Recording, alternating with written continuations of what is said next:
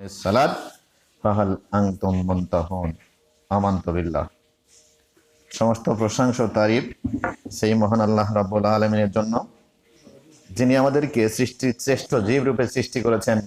সেই মহান আল্লাহ রাব্বুল আলামিনের দরবারে আমরা আমাদের অন্তরস্থল থেকে সকলেই শুকরিয়া আদায় করি। সবাই পড়ি আলহামদুলিল্লাহ। অতঃপর দরুদ ও সালাম বর্ষিত হোক সাইয়্যিদুল মুরসালিন রাহমাতাল লিল আলামিন খাতামান নবীন নবী জনাবে মুহাম্মদ রাসূলুল্লাহ সাল্লাল্লাহু আলাইহি ওয়াসাল্লামের প্রতি। সবাই পড়ি সাল্লাল্লাহু আলাইহি ওয়াসাল্লাম। আমি সূরাতুল মাইদা 5 নম্বর সূরা 90 নম্বর আয়াত তেলাওয়াত করেছি। এই আয়াতে শয়তান শব্দের উল্লেখ আছে। কোরআন থেকে এবং হাদিস থেকে শয়তান শব্দটাকে খুঁজে বের করে কোরআন এবং হাদিসে শয়তানের যে পরিচয় দেওয়া আছে, এই পরিচয় সম্পর্কে কয়েকটি কথাবার্তা বলে আমার কথা বলা শেষ করব। ওমা তাওফিক ইল্লা বিল্লাহ। তো তার আগে আমরা প্রচলিতভাবে যেটা শুনে থাকি যে জাল জয়ীফ হাদিস আমলের ক্ষেত্রে নাকি গ্রহণযোগ্য। এক্ষেত্রে দুটো হাদিস উল্লেখ করে আমি আমার কথা বলা, আমার বক্তব্যের বিষয় যাব। রাসূল সাল্লাল্লাহু বলেছেন, আন আব্দুল্লাহ ইবনে আমর ক্বালা রাসূলুল্লাহ সাল্লাল্লাহু আলাইহি ওয়াসাল্লাম, মিশকাতের 198 নম্বর হাদিস। আন আব্দুল্লাহ ইবনে আমর ক্বালা রাসূলুল্লাহ সাল্লাল্লাহু আলাইহি ওয়াসাল্লাম, বাল্লিগু আন্নী ওয়ালাউ আয়াত। যদি তোমরা জানো আমার একটা কথা, সেটা তোমরা প্রচার করো। বাল্লিগু শব্দটা দুটা মাফুল চাই। এখানে দুটা মাফুলের উল্লেখ আছে। একটা হলো কি প্রচার করবেন, ওলাও আয়াত বলা আছে, তোমরা আয়াত প্রচার করো। তাহলে আয়াত হলো আল্লাহর কাছ থেকে আসা কোরআন আর রাসূলের কাছ থেকে আসা সহিহ হাদিস। ও হাদিসু আন বনি ইসরাইল ওয়ালা হারাজ, বনি ইসরাইল থেকে চলে আসা কোরআন এবং হাদিসে বর্ণিত সহিহ যত ঘটনা আছে সব কিছু বলতে পারো, ওয়ালা হারাজ, দোষ হবে না। এর পরে শব্দটা, বাক্যটা রাসূল সাল্লাল্লাহু বলেছেন, মান কাযাবা আলাইয়া মুতাআম্মিদান ফাল ইয়াতাবাওয়া মাকাদাহু মিনান নার। তবে সাবধান হুজুর, তোমরা সাবধান, আমি বলিনি সেই কথা যদি তোমরা আমার নামে বলো, তবে তোমার ঠিকানা জাহান্নাম তুমি নিজ হাতে বানিয়ে নিলে। তাহলে দেখেন যে আমরা শুনে থাকি যে আমলের ক্ষেত্রে দুর্বল হাদিস গ্রহণযোগ্য। টোটালি এই কথাটা একদম মিথ্যা কথা। কখনো দুর্বল হাদিস আমলযোগ্য নয়। আল্লাহ রাব্বুল আলামিন যত জায়গাতে আল্লাযিনা আমানু ওয়া আমিলুস সালিহাত, আমল শব্দ বলার পরে সালিহাত শব্দটা বারবার কোরআনের প্রত্যেকটা জায়গায় শুধু আমল শব্দটা বলা আছে, এমন জায়গা নাই। ইল্লাল্লাযিনা আমানু ওয়া আমিলুস সালিহাত, দেখেন আমানু ওয়া আমিলুস সালিহাত, আমল শব্দ বলার পরে সলেহ শব্দ আছে। এখানে বিদাত মুক্ত, শিরিক মুক্ত একদম সহি আমল তোমরা করো, তাহলে তোমরা সফল কাম হবে, কামিয়াব। তাহলে কি বললো রাসূল? বললো যে যদি আমি বলিনি সেই কথা যদি তোমরা আমার নামে বলো, তাহলে তোমার ঠিকানা হবে জাহান্নাম। এরপরে বুখারী শরীফের 52 নম্বর হাদিস, আন নুমান ইবনে বশির। আন নুমান ইবনে বশির ক্বালা রাসূলুল্লাহ সাল্লাল্লাহু আলাইহি ওয়াসাল্লাম, আল হালালু বাইয়িন ওয়াল হারামু বাইয়িন ওয়া বাইনাহুম মুশাব্বাহাতুন লা ইয়ালামু কাসীরাম মিনান নাস। রাসূল বলেছেন আল হালালু বাইয়িন, যেটা হালাল সেটা সুস্পষ্টভাবে কোরআন এবং হাদিসে বর্ণনা করা আছে। ওয়াল হারামু বাইয়িন, যেটা হারাম, করা লাগবে না, খাওয়া লাগবে না, বলা লাগবে না, সেটাও কোরআন এবং হাদিসে সুস্পষ্টভাবে বর্ণনা করা আছে।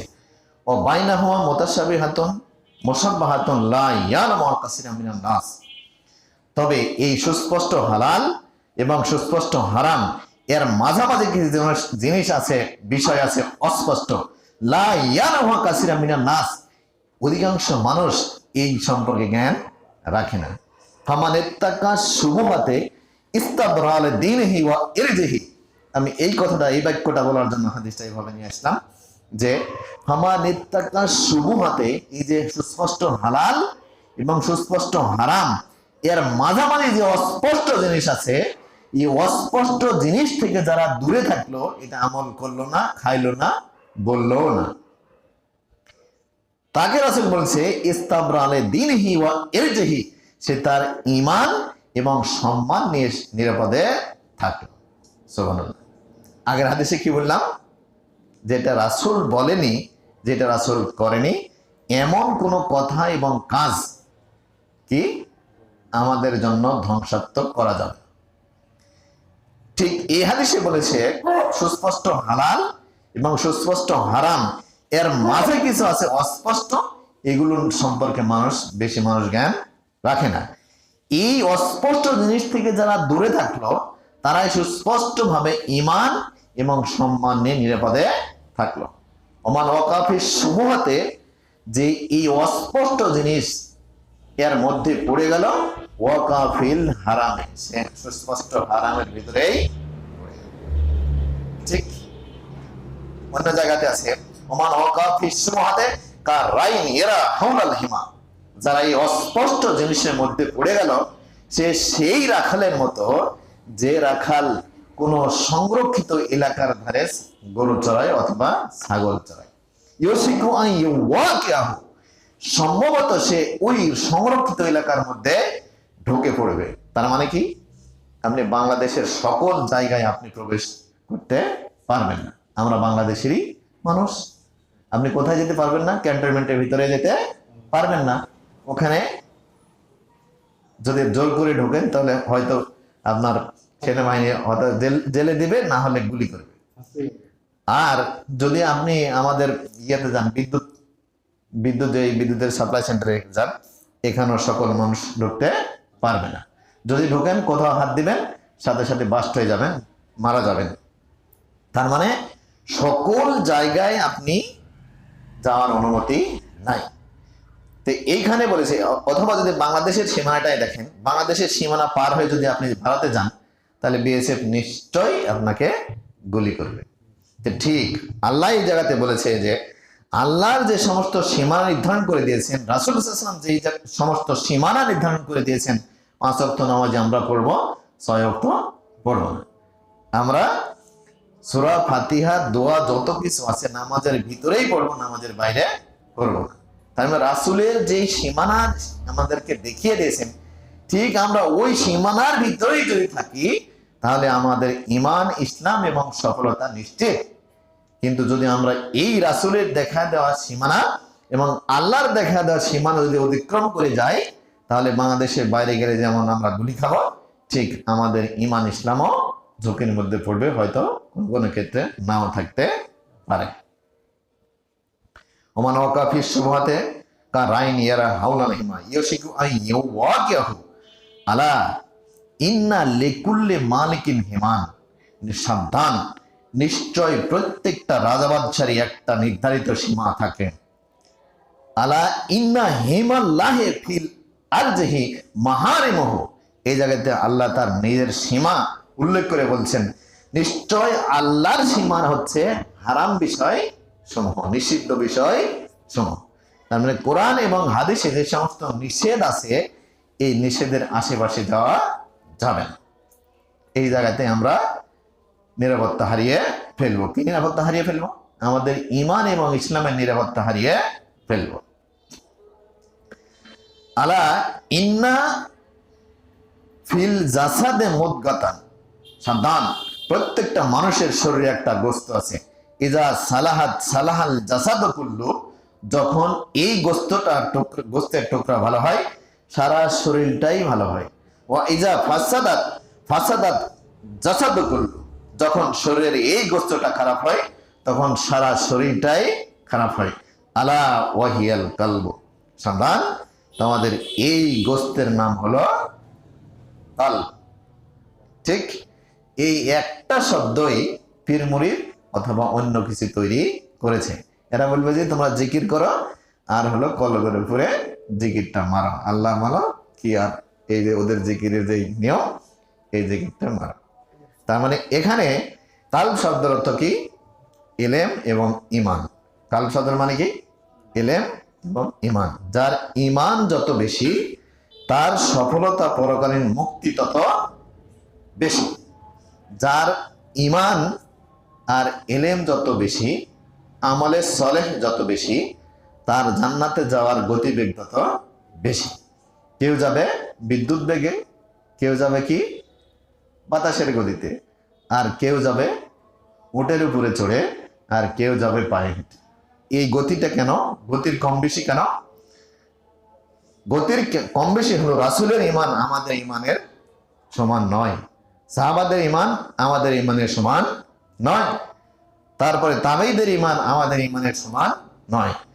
আর আমাদের ঈমান আজ থেকে কিয়ামত পর্যন্ত যত পরবর্তীতে মানুষ আসবে, হয়তো বা তাদের ঈমান আমাদের সমান থাকবে। এই গতিবেগের পার্থক্য জানাতে যাওয়ার গতিবেগের পার্থক্য কেন? গতিবেগের পার্থক্য হচ্ছে ঈমানের এবং আমলের সলেহ এর পার্থক্য।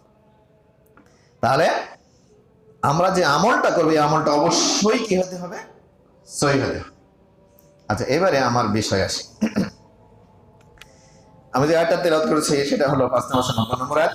ইয়া আল্লাযিনা আমানু ইন্নামাল খামরু, নিশ্চয় মদ, ওয়াল মাইসিরু জুয়া, ওয়াল আনসাব মূর্তি পূজার বিধি, ওয়াল আজলাম মানে ভাগ্য নির্ধারক স্বর, রাইসুম মিন আমালিশ শয়তান, এগুলো হলো শয়তানের আমল।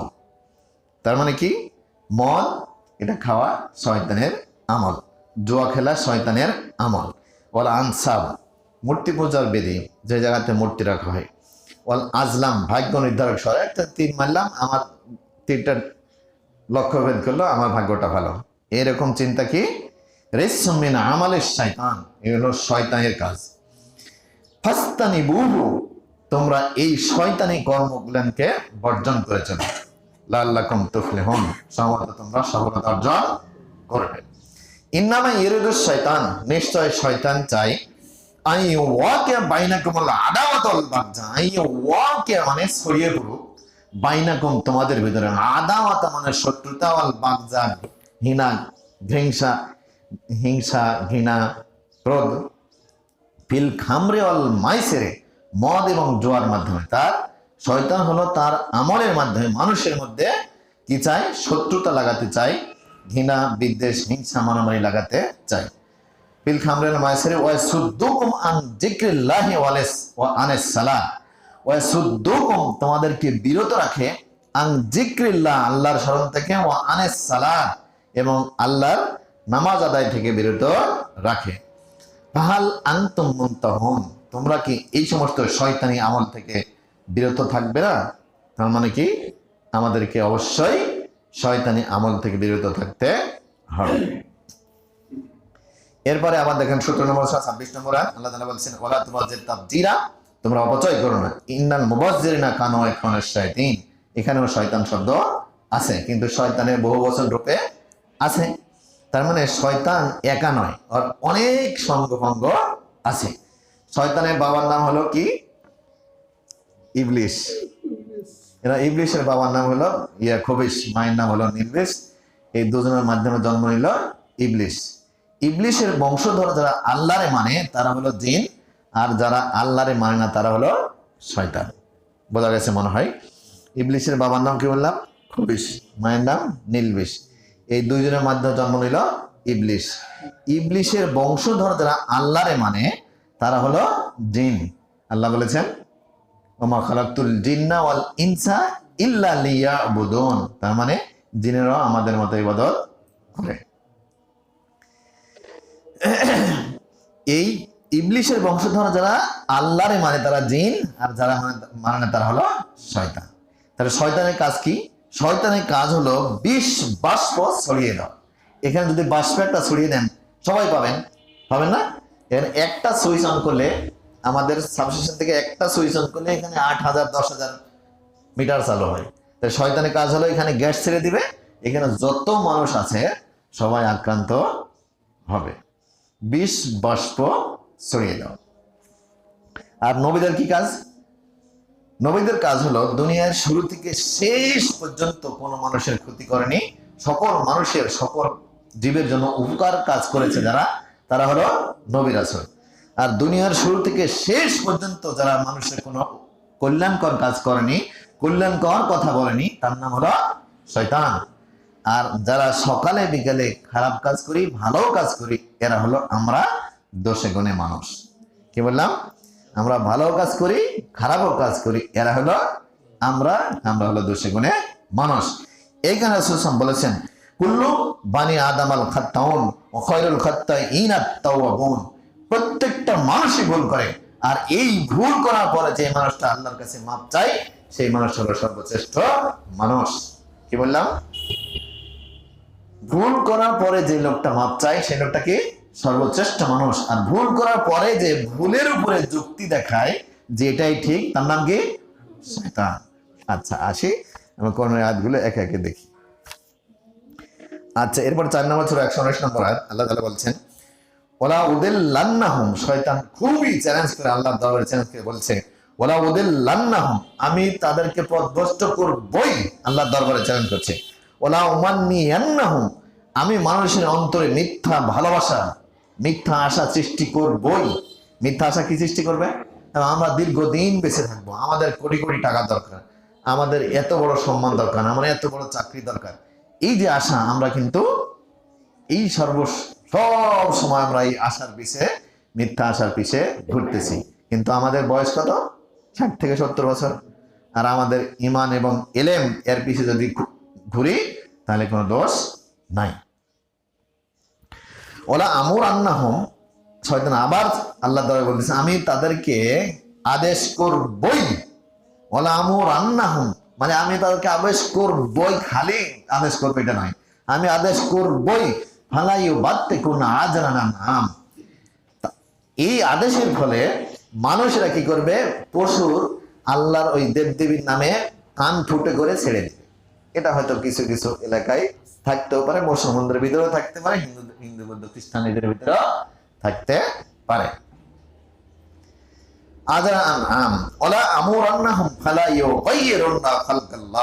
আর আমি তাদেরকে আদেশ করবই যাতে তারা আল্লাহর সৃষ্টিতে পরিবর্তন করবে। আল্লাহর সৃষ্টিতে পরিবর্তন করা কি? আল্লাহর সৃষ্টিতে পরিবর্তন করা হলো কোরআন এবং হাদিসের তথ্য পরিবর্তন করা। কে বলবে যে নামাজ 5 ওয়াক্ত, কে বলবে না নামাজ 6 ওয়াক্ত, কে বলবে না নামাজের পরে মোনাজাত আছে, কে বলবে যে নাই, কে বলবে যে কি আবার হলো এই নামাজের মধ্যে হাত বাঁধতে হয় বুকের উপরে, আবার কেউ বলবে হলো নাভির নিচে। এই যে হাদিসের মধ্যেই সুররাত শব্দ ঢোকানো আছে আবু দাউদের, তাহাতা সুররাত। জানি না কে ঢোকাইছে, এটা আল্লাহ জানে। তো যতবার গবেষণা হয়েছে এই হাদিসটা দুর্বল, জাল জয়ীফ আকারেই, দুর্বল আকারেই প্রমাণিত। এখন এটার উপরে কিছু মানুষ অটল আছে। আল্লাহ না করুক যদি এটা ফরজ পর্যায়ে মনে করে, ওয়াজিব পর্যায়ে মনে করে, তাহলে তার ঈমান থাকবে না। কারণ কি?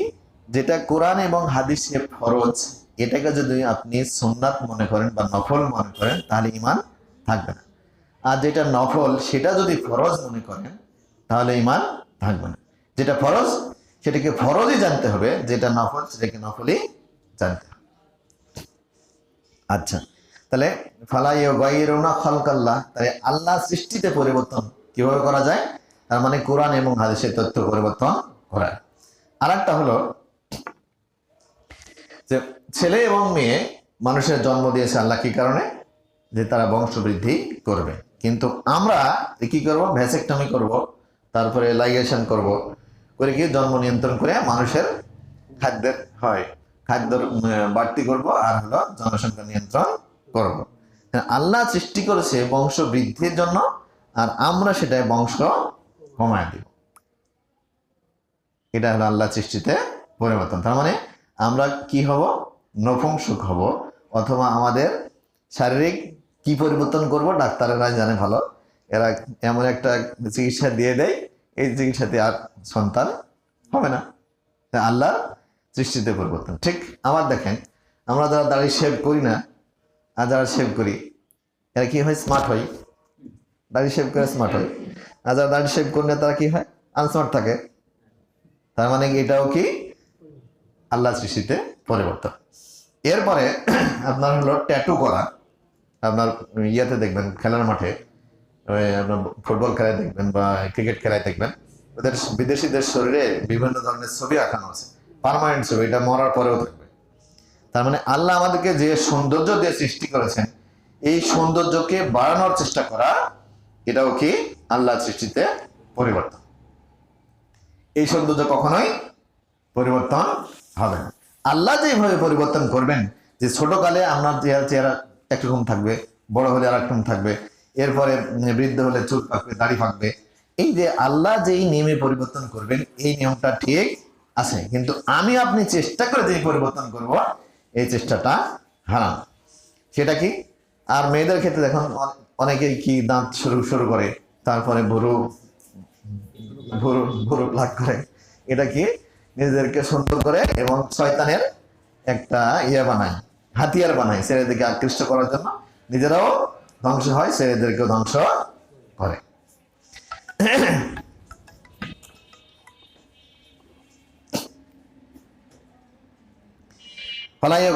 খালকাল্লাহ, এই যে আল্লাহ, এই সমস্ত আল্লাহ সৃষ্টিতে পরিবর্তন।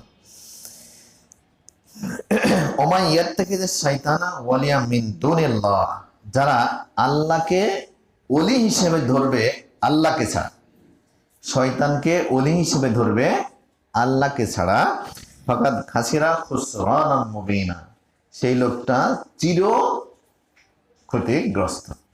তাহলে এখানে আল্লাহ ওলি শব্দ নিজের জন্য ব্যবহার করেছেন। তে ওলি, আল্লাহকে ছাড়া যারা অন্যকে, শয়তানকে ওলি হিসেবে ধরবে, তাই শয়তান কি করে? শয়তানের কাজ হলো ঈমান নষ্ট করা, আর আল্লাহর কাজ কি? ঈমান সৃষ্টি করা। যিনি মানুষের অন্তরে ঈমান সৃষ্টি করতে পারেন, তার নাম হলো ওলি। আর যিনি ঈমানের দাওয়াত মানুষের কাছে দেন, তার নাম হলো আলেম। এখন আমার বাংলাদেশের সমস্ত আলেম, এর 50% আলেম হয়ে গেছে হলো ওলি। কি বললাম?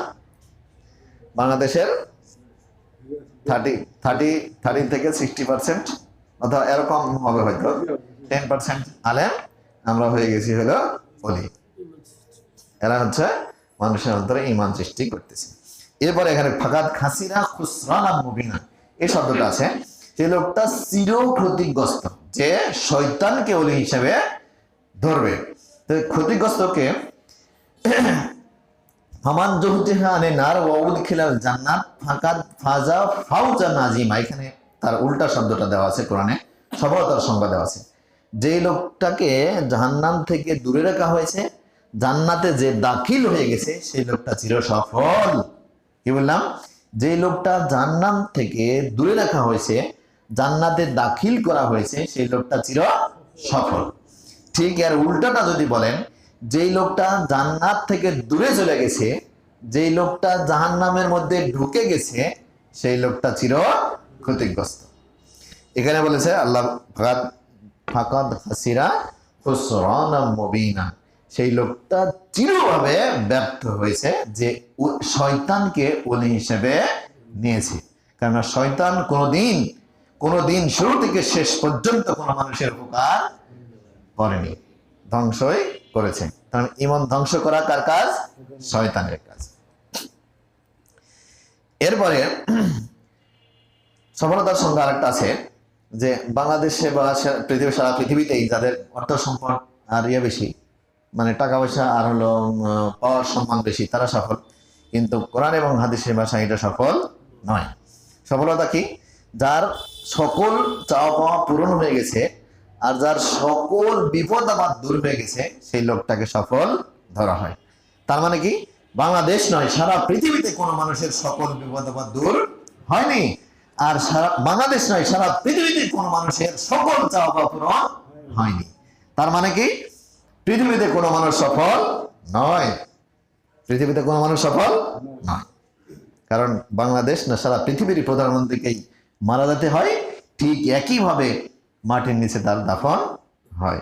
কেউ হয় মাটির নিচে, কেউ হয় পুড়ায়, আর কেউ হয় চিতায়, ওই খাড়া ভাবে মাটির মধ্যেই কোনো না কোনো ভাবে সে ঢুকে যায়।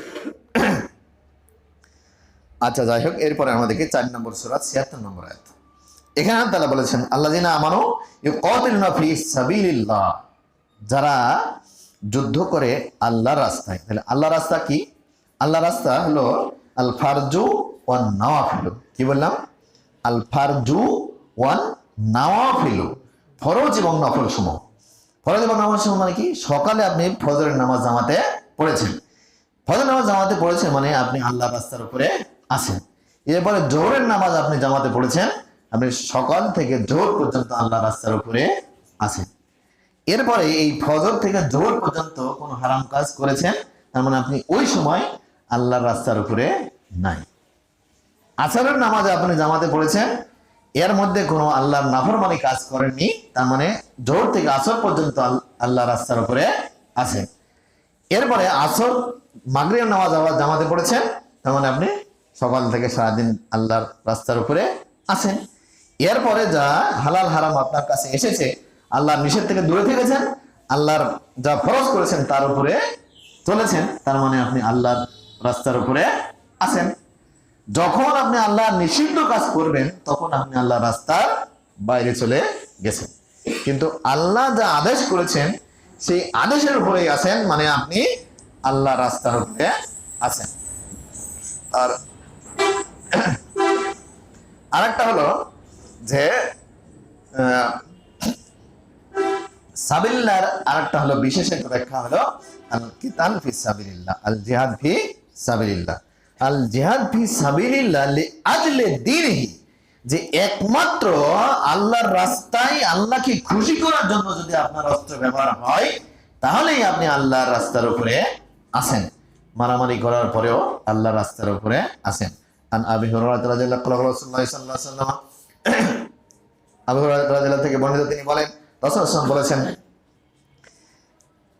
যে এক লোক জিজ্ঞাসা করলো, ইয়া রাসূলুল্লাহ ইন জা রাজুলুন ইউরিদু আখাযা মালি, হে আল্লাহর রাসূল, যদি কোনো মানুষ আসে এবং আমার যা সম্পদ আছে এটা ছিনিয়ে নিতে চাই, তখন আমি কি করব? তখন রাসূল সাল্লাল্লাহু আলাইহি ওয়াসাল্লাম বললেন, লা তুতি মালিকা, তুমি তোমার সম্পদ দিবে না।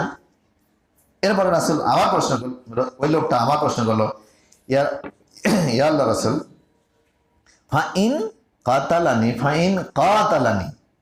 ফলার থেকে, যদি ওই লোকটা আমার সাথে মারামারি করে তাহলে আমি কি করব? তখন রাসূল বললেন, ফাকাতিলহু, তুমি তার সাথে মারামারি করো, তাও তোমার সম্পদ মানুষকে দিও না। এরপরে রাসূলকে আবার প্রশ্ন করলো, ইয়া রাসূলুল্লাহ ফাইন কাতালানি, হে আল্লাহর রাসূল, বাবে নাসরাত থেকে আসলে হত্যা করা, একই শব্দ। যদি হে আল্লাহর রাসূল সেই লোকটা যদি আমারে মেরে ফেলে তাহলে আমি কি করব? তখন রাসূল বললেন, আনতা শাহীদ, তাহলে তুমি শহীদ। এরপরে লোকটা আবার প্রশ্ন করলো, হে আল্লাহর রাসূল ফাইন কাতালতুহু, হে আল্লাহর রাসূল আমি যদি তাকে মেরে ফেলি তাহলে কি হবে?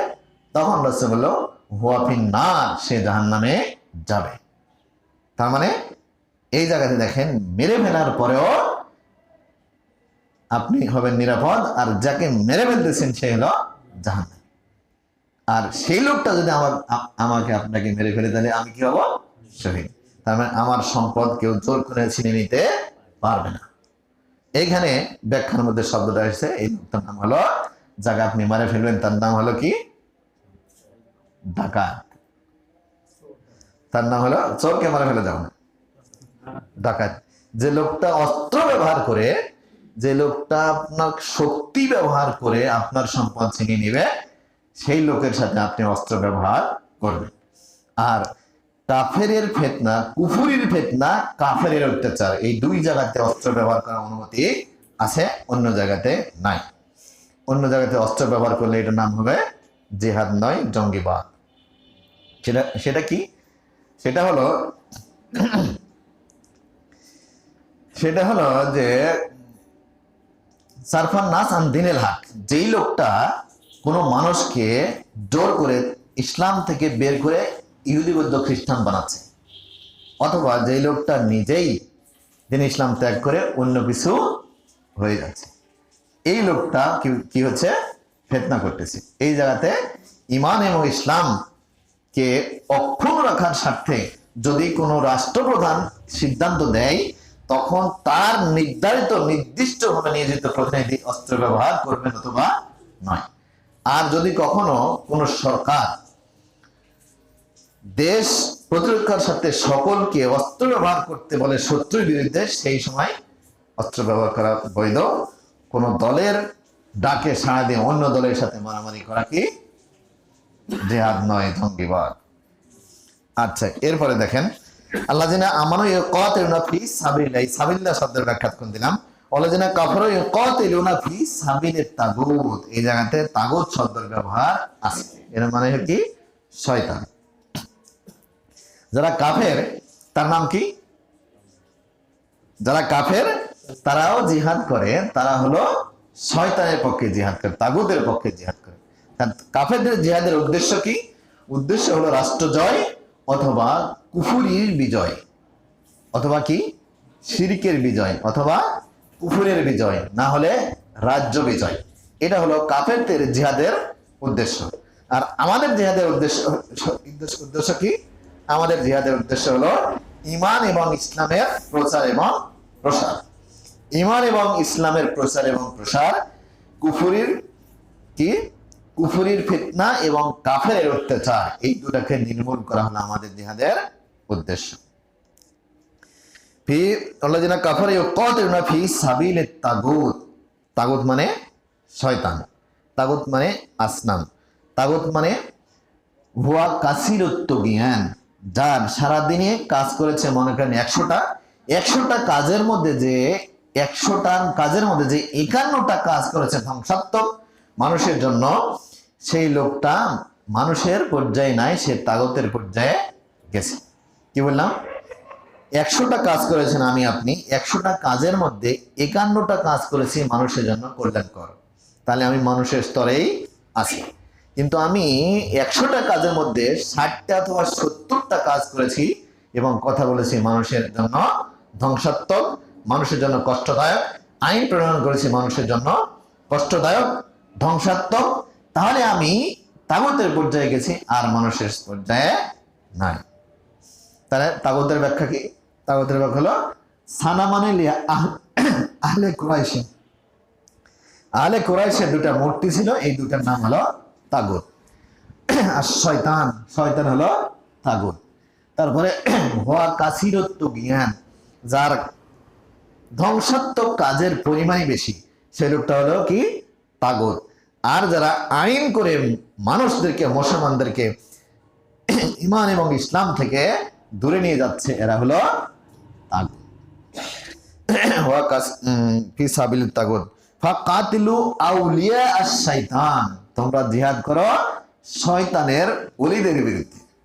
তার মানে যারা ঈমান ইসলাম ধ্বংস করার কাজে নিয়োজিত আছে, তোমরা তাদের সাথে কি করো?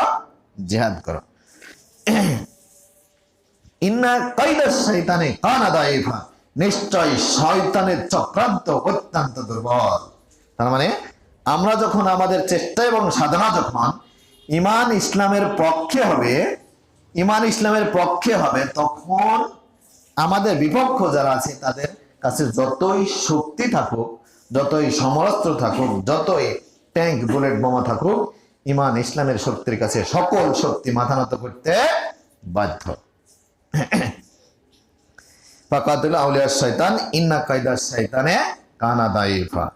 এরপরে আবার দেখেন 4 নম্বর সূরা 38 নম্বর আয়াত, 4 নম্বর সূরার নাম হলো সূরাতুন নিসা। আল্লাযিনা ইউনফিকুনা আমওয়ালাহুম রিয়ান নাস, যারা সম্পদ দান করে কিন্তু মানুষকে দেখানোর জন্য দান করে, এই কাজটা কি? শয়তানের কাজ। এই কাজটা কি? শয়তানের কাজ, সওয়াব হবে না। রিয়ান নাস ওয়ালা ইউমিনুনা বিল্লাহি, যারা আল্লাহর উপরে ঈমান আনে না, ওয়ালা বিল ইয়াউমিল আখির, এবং আখিরাতের দিনের প্রতি ঈমান আনে না। মাইয়া কুনিশ শয়তানু লাহু কারিনান ফাসাআ কারিনা, শয়তান যার বন্ধু তার চাইতে নিকৃষ্ট দোস্ত আর দুনিয়াতে নাই। তার মানে যারা শয়তানের কথা শুনে আমাদের সারা দিন আমাদের মনের ভিতরে যেই অসাসা, মানুষের ক্ষতিকারক যে চিন্তাগুলো তৈরি হয়, এগুলোর কাছ থেকে, শয়তানের কাছ থেকে আসা, এটা যদি আমরা বাস্তবায়ন করি, তাহলে আস্তে আস্তে আস্তে আস্তে কি হবে? শয়তান আমাদের বন্ধু হয়ে যাবে, শয়তান আমাদের বন্ধু হবে। আল্লাহ বলছেন যাদের বন্ধু হয়েছে শয়তান, যাদের ওলি হয়েছে শয়তান, তার চাইতে নিকৃষ্ট অভিভাবক বন্ধু ওলি আর দুনিয়াতে নাই। এবার দেখেন 2 নম্বর সূরা 208 নম্বর আয়াত, সূরাতুল বাকারা 208 নম্বর আয়াত। আল্লাহ তাআলা বলছেন, ইয়াল্লাযিনা আমানু দুখুলু ফিস সিলমি কাফাতান, হে ঈমানদারগণ তোমরা পরিপূর্ণরূপে ইসলামে প্রবেশ করো। তো পরিপূর্ণরূপে ইসলামে প্রবেশ করো এর অর্থ হলো দুটা। তার একটা অর্থ হলো মন আর শরীর। আমার আপনার মন শুধু বিশ্বাস করলেই, কোরআন হাদিস শুনলাম এবং মানলাম এটা বললেই কোরআনের কমপক্ষে 6236টা আয়াতের মধ্যে 4000 আয়াতের উপর আমলের সমান ছোঁয়া পাওয়া যায়। আর আমল করা লাগে কতটুকু? শুধু নামাজ, রোজা, হজ এবং যাকাত। নামাজ সবার উপরে ফরজ, রোজা সবার উপরে ফরজ, কিন্তু গর্ভবতী এবং যার রোজা রাখার নাই, শারীরিক শক্তি নাই, তার উপরে ফরজ নয়। হজ যার উপরে টাকা আছে তার উপরে ফরজ, তার মানে এখানে হজ হয়তো 2-4 জনের উপরে ফরজ। যাকাত যার সম্পদ আছে তার উপরে ফরজ, এখানকে যত মানুষ আছে সবার উপরে ফরজ নয়। তার মানে কি কোরআনের কয়টা আয়াত শুধু করা লাগে, আমল করা লাগে? খুবই অল্প আয়াত, কিন্তু বিশ্বাস জানলাম এবং মানলাম এই কথা সবার উপরে বলা ফরজ, সবার উপরে ফরজ, এখানে কোনো কষ্ট নাই। তার মানে জানলাম, শুনলাম কোরআনের আয়াত এবং মানে নিলাম, এটা বললে কত আয়াতের আমলের সমান ছোঁয়া পাওয়া যায়? মনে করেন আনুমানিক স্ট্যাটিস্টিক দিলাম 5000, আর 1000 আয়াতের উপর আমরা গায়ের শক্তি, টাকা পয়সার শক্তি এবং যাতায়াতের মাধ্যমে আমল করা লাগে।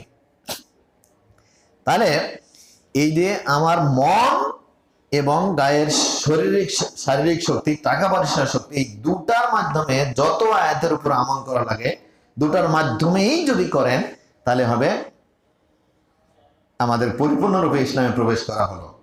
আর মনে করেন আমার মন 5000 আয়াত স্বীকার করলাম আর 5000 আয়াত আমল করতে হবে, আমল আমি করলাম 5000 আর হলো 6236, মানে 1236। এই 1236 আমল করা লাগবে। আমি বিশ্বাস করলাম ঠিক, কিন্তু আমল করলাম না, তার মানে আমি ইমানদার নই, আমি হলাম মুনাফিক।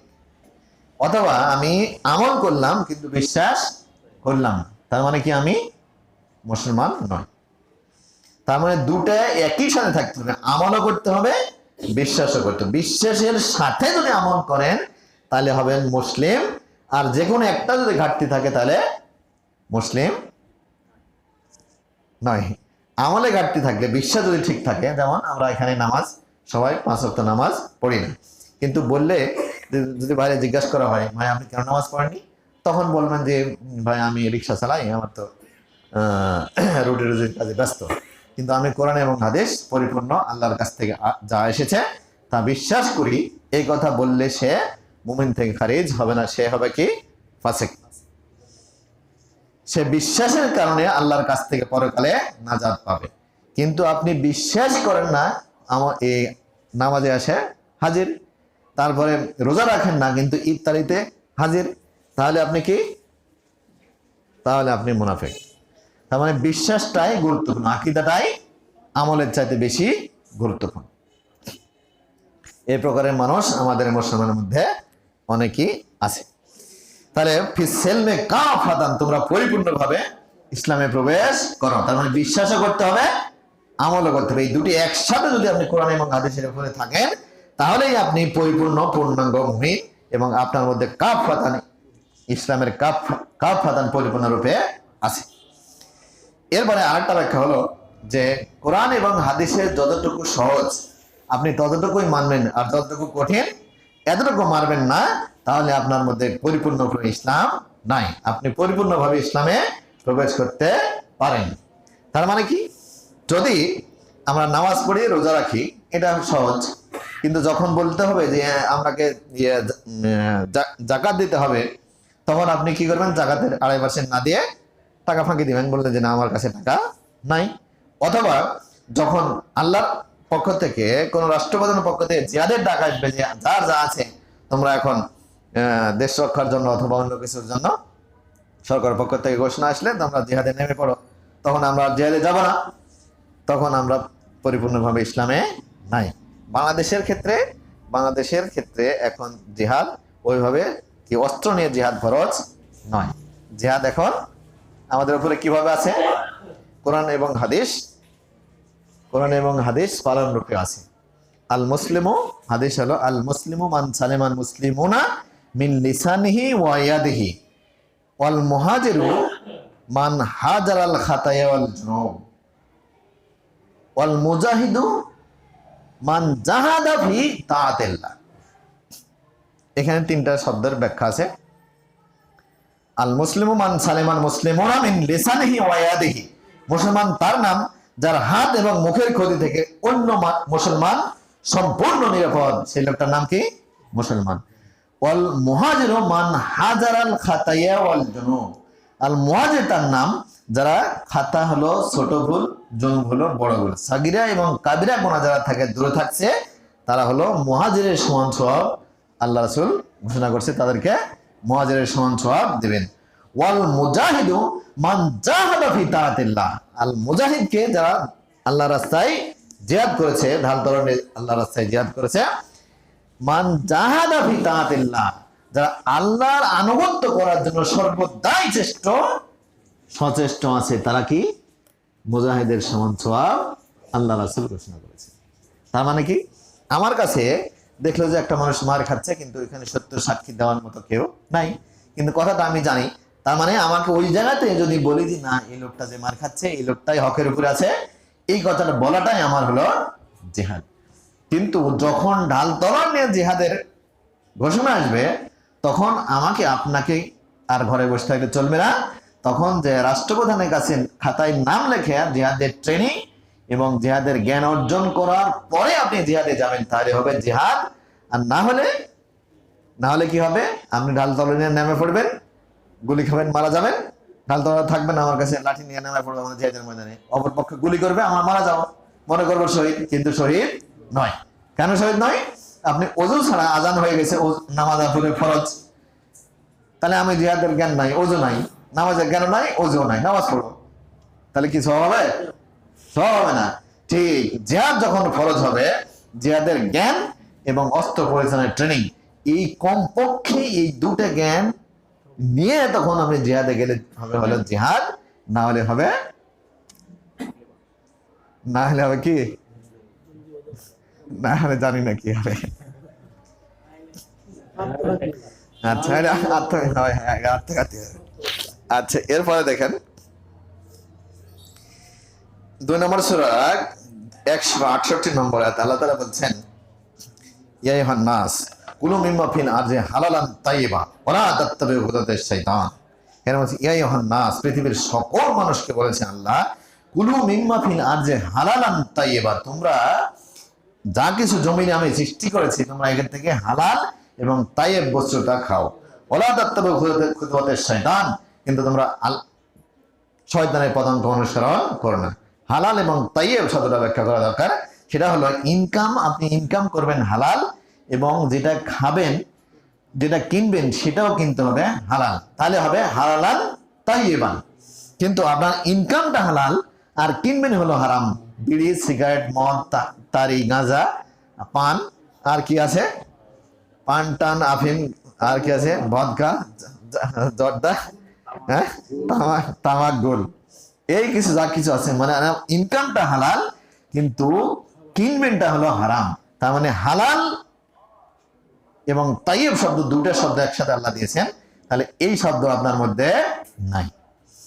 আবার দেখেন, আপনি ইনকাম করবেন হারাম, কিন্তু কিনে খাবেন হলো হালাল, তাহলে মাছ গোছ ঠিক কিনবেন, আর প্রশ্ন ফাঁস করবেন, প্রশ্ন ফাঁস করে ওখান থেকে কোটি কোটি টাকা ইনকাম করবেন, পরীক্ষা প্রশ্ন ফাঁস করার মতো, মেডিকেল, বুয়েট, কুয়েট, ইঞ্জিনিয়ার প্রশ্ন ফাঁস করার মধ্যে কোটি কোটি টাকা ইনকাম করবেন, ধরা পড়লে বলবেন যে আমি সকল টাকা মর্শে দান করেছি।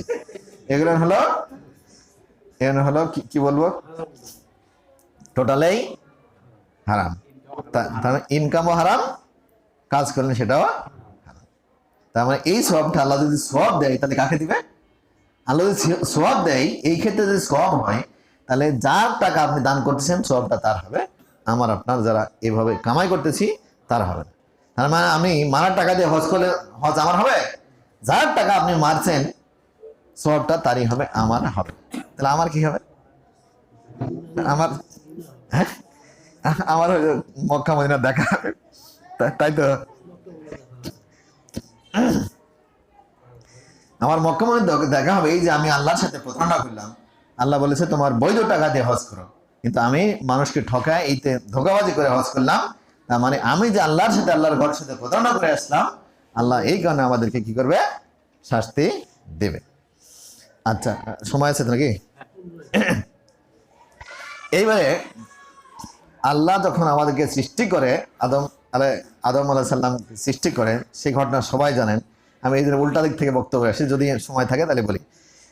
সূরা শুআরা 26 নম্বর সূরা 92 নম্বর আয়াত আল্লাহ বলেছেন, কিলা লাহুম আইনামা কুনতুম তা'বুদুনা মিন দুনিল্লাহ ইয়ানসুরুনাকুম আও ইয়ানতাসিরুন, যে তোমরা আল্লাহকে ছাড়া যার ইবাদত করছো, আল্লাহকে ছাড়া তোমরা যাকে ডাকতেছো সে কি তোমাকে সাহায্য করতে পারে? অথবা তোমরা তাকে যদি অত্যাচার করো, সে কি নিজেকেই বাঁচাতে পারে? তার মানে এখানে আল্লাহ মূর্তির কথা বলেছেন। মূর্তি নিজেকেই বাঁচাতে পারে না। মূর্তির কাছে যে খাবারটা দেওয়া হয়, এই খাবার মূর্তি খেতে পারে না।